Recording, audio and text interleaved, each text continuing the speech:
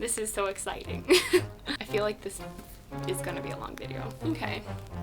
Hey guys, it's Leah, and today I'm going to be talking about my favorite films, and specifically I'm going to be talking about the genre of horror/thriller. So I think I'm going to be starting this kind of series where I'll talk about my favorite films, and each video will be a different genre. The movies that I'm going to talk about are in no particular order. They're just my favorite ones that kind of came to mind, and I have so many more, but I'm not going to bore you guys. No spoilers, so no need to worry. I'm not going to spoil any movie because that is a big pet peeve of mine. If you haven't seen any of these films, I highly recommend them, and if you have seen them, I would love to have conversations with you in the comments below about which ones are your favorite, why you like them, why you don't like them. Talk to me in the comments. So what I'm gonna do is I'm gonna read the description that I wrote, and then I will talk to you guys about why I like the film so much. The very first film has to be definitely one of my all-time favorite movies. It is The Shining by Stanley Kubrick, written by Stephen King. And this has been one of my favorites for a super long time. I always gravitate back to it. I'll explain the movie first. A man takes his family to the Overlook Hotel, where he will be the sole caretaker for it for the wintertime. Now, the longer that they stay there, the worse their lives become, as Jack Torrance slowly turns into a crazed maniac with the worst cabin fever. I love this film for many, many reasons. First of all, it is super eerie. It is quite different than the book, but I would say that although they tell kind of a different story, the film really does a great job at capturing it. It is extremely captivating. Obviously, Stanley Kubrick is an outstanding director. He is one of my personal favorites, and there are many interesting theories about this film. There is a documentary called Room 237, I believe, and if you love The Shining, or if you're interested in The Shining, I would watch the movie and then watch the documentary. The movie is also peppered with symbolism, and you'll notice that especially after you watch the documentary. So I would definitely recommend The Shining. Yeah. So the next film is Saw, and I am specifically talking about the first, the second, and the third. The first is by a director named James Wan, and the second and third are by a director named Darren Lynn Bousman. And the reason the first, the second, and the third are my favorite are kind of obvious if you watch the whole series. I just think they're the best. So this is what I wrote about the overall concept of Saw. So people regain consciousness and find themselves in the midst of life or death traps set by the psycho-sadistic puzzle master Jigsaw. Will they obey the rules of his games and live, or disobey and come to a tragic demise? So I would categorize Saw as horrifyingly exciting. There are gripping twists throughout the whole film, especially at the end, which is what I love. There is a bigger underlying concept throughout the Saw series, and that is held within Jigsaw, the guy. I know that a lot of people out there might be cautious of this series, Saw, because it is extremely graphic. If you are triggered by that kind of stuff, I would say definitely steer clear of Saw, because it is not for the weak stomach. But if you can handle blood and guts, I would definitely recommend Saw, just because the storylines connect in such an amazing way, and it's just extremely captivating. I'm probably going to use the word captivating a lot, but yeah, I loved Saw 1, 2, and 3. I just love big twists, and Saw is all about that. So the next one is The Texas Chainsaw Massacre by Toby Hooper, and I will read you the description that I wrote. En route to investigate a family issue, two siblings and their friends take a pit stop at their family's old farmhouse, which, unbeknownst to them, neighbors a psychotic group of murderers.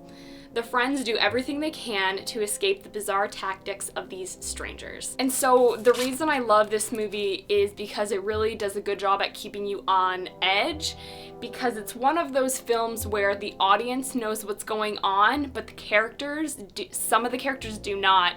So something happens to someone and we are able to see it, but the other characters don't. This film does a great job at giving you chills for that specific reason. It is very enticing, but I will give another trigger warning. Some might find it a little bit disturbing. What the murderers do, I guess, one of the main murders. A lot of you probably know the main guy with the chainsaw. He does have a mask of real human skin. So if you are triggered by that kind of stuff, definitely don't watch this. Same with Saw, but if you're okay with it, I would recommend Texas Chainsaw Massacre.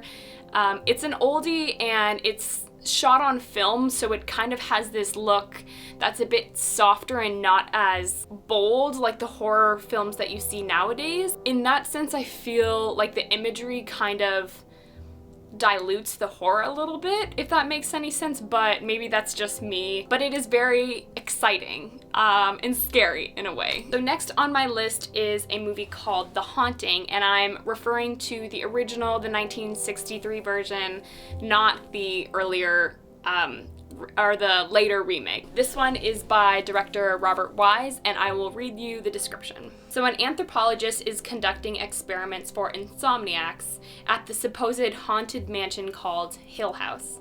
So strange things begin to happen as his test subjects arrive, and one woman in particular slowly forms a strange connection to the house. So I would say that The Haunting, although it's an old film, it still has frightening elements to it. It's kind of creepy, and it has this cold aspect that The Shining has because it's in this massive mansion, but these creepy things are happening and you as a viewer almost feel cold watching it and kind of creepy. You almost feel like you're in the position of the characters in the film. I wouldn't necessarily recommend the newer remake. I would say that this original is significantly better. My next two films are by one of my favorite directors, Tim Burton.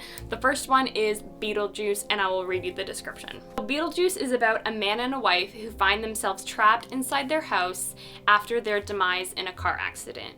After a new living family moves in, their poor attempts at haunting them attracts the famous Beetlejuice to their rescue. This is more of a fun kind of 80s horror. I wouldn't necessarily categorize it in the scary kind of horror. It's more of like a fun horror. If you know Tim Burton, you know he kind of has this whimsical aspect to his films, which I absolutely adore. Winona Ryder and Michael Keaton are in it, so obviously that's a bonus. It's definitely an easy watch. So if you're new to the horror genre, I would say that this is a good one to kind of start off with because it's not super scary, but it's definitely got those ghostly aspects in it. Now, my next Tim Burton movie is not so much a horror, but it is kind of a thriller, and that is Sweeney Todd, A Demon Barber on Fleet Street. I absolutely adore this movie, and I will read you the description now. A wicked judge longs for a woman married to a local barber, so he sends her husband away for a crime that he did not commit. After 15 years, the barber returns home in seek of revenge. If you, again, know Tim Burton, you'll know that he does an amazing job with capturing kind of this beautifully eerie imagery in his films. Sweeney Todd is a great example of that. Because it's a musical, although the story elements are a little weird, I would say that the musical kind of lifts that heaviness of the elements from the film. I guess it's hard to explain it without spoiling. Again, is an extremely captivating movie. The soundtrack, because it's a musical, I find is very lovable. I listen to the soundtrack all the time just because I love it. And I absolutely adore Johnny Depp, and I find that him and Helena Bonham Carter work really well together.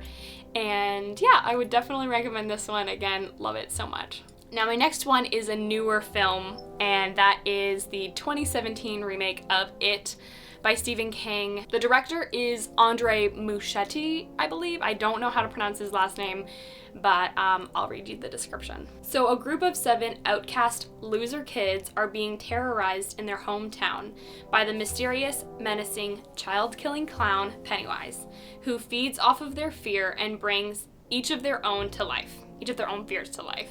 This is a scary yet charming film. I saw it in theaters a couple times, and one thing that I really love about this film is the fact that the humor that they used is a great balance with the intensity of the scariness, the horror, and the casting I think was great for this. The characters are great, the kids, their humor is hilarious. The overall story is extremely fascinating. It's a Stephen King adaptation, so of course the storyline is great. And for some reason I find Pennywise kind of like alluring in this kind of weird way because he has this childlike voice, although he's super scary but kind of lovable, which is kind of weird. I don't know.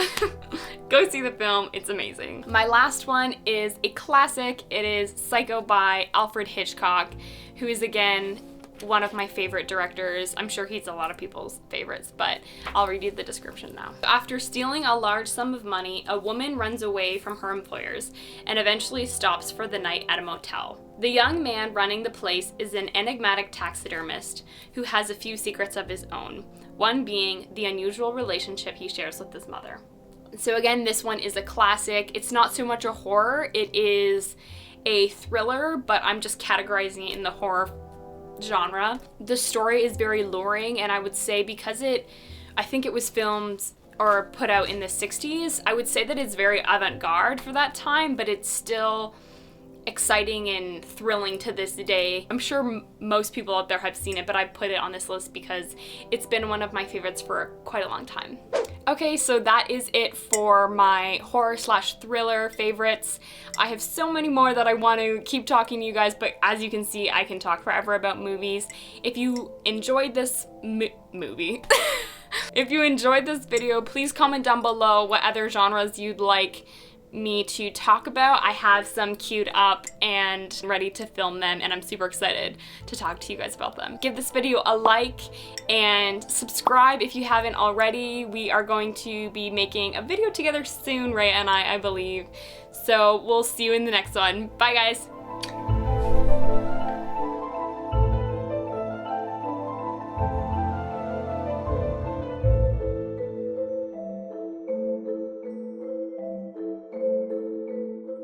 Fun fact, I can actually do a very good Pennywise impersonation, but I'm not going to.